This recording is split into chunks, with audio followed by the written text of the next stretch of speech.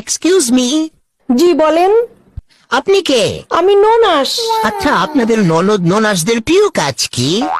ননাসদের আবার পছন্দের কাজ কি? ননাসদের পছন্দের কাজ হচ্ছে ভাই ভাই বউয়ের সংসারে কিভাবে গিট্টু লাগানো যায়। মাকে সারাদিন 24 বার কল দিয়ে সারাদিন ওই আজারি হুজুরের মতো ওয়াজ শোনায় মায়ের কানে। সংসারে কিভাবে পেঁয়াজ দিয়ে গিট্টু লাগানো যায়, ভাই ভাই বউয়ের কি দোষ, কোন সময় কিভাবে দোষ ধরা যায়, শুধু তাদের না, তাদের বাড়ির তাদের বাপ মার কি দোষ ধরা যায় সবকিছু আমরা মনে করিয়ে দিই। তারা বয়স্ক মানুষ, তাদের তো এত কিছু মনে থাকে না, আমরা এগুলো মনে করাই দিই তাদের কি দোষ ধরা যায়। কেন আপনারা এগুলো করে বেড়ান কেন? আপনাদের নিজেদের সংসার স্বামী সন্তান নিয়ে থাকতে পারেন না? আরে না, এগুলো আমাদের মেইন কাজ, এগুলো না করলে পেটের ভাত হজম হয় না, হাগা মাথায় আটকে থাকে।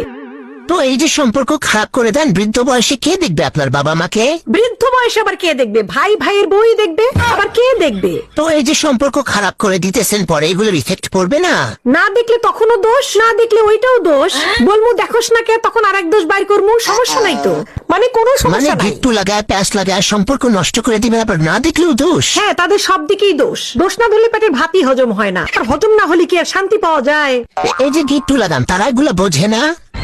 আরে না, আমরা তো মনে করেন উপরে পোস্টপাস ভিতরে জিলাপির প্যাচ, আমরা বুঝতে দিই না। আমরা যে কুবুদ্ধি দিই, আমরা কি বুঝতে দেই?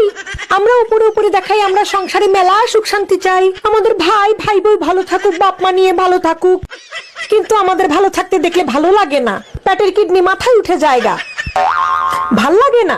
ইন্নানিল্লাহ, আপনার নিজেরও তো সংসার আছে, সেখানে সময় দেন না, আমার সংসার পরে, আগে ওই সংসার। তাহলে ওই সংসারে আপনার বাবা মাকে বোঝাবেন ছেলে ছেলের বউকে নিয়ে সুখে শান্তিতে থাকতে। না, তাদেরকে কি বুঝাবো? তারা বয়স্ক মানুষ, তাদেরকে বোঝানোর কি আছে?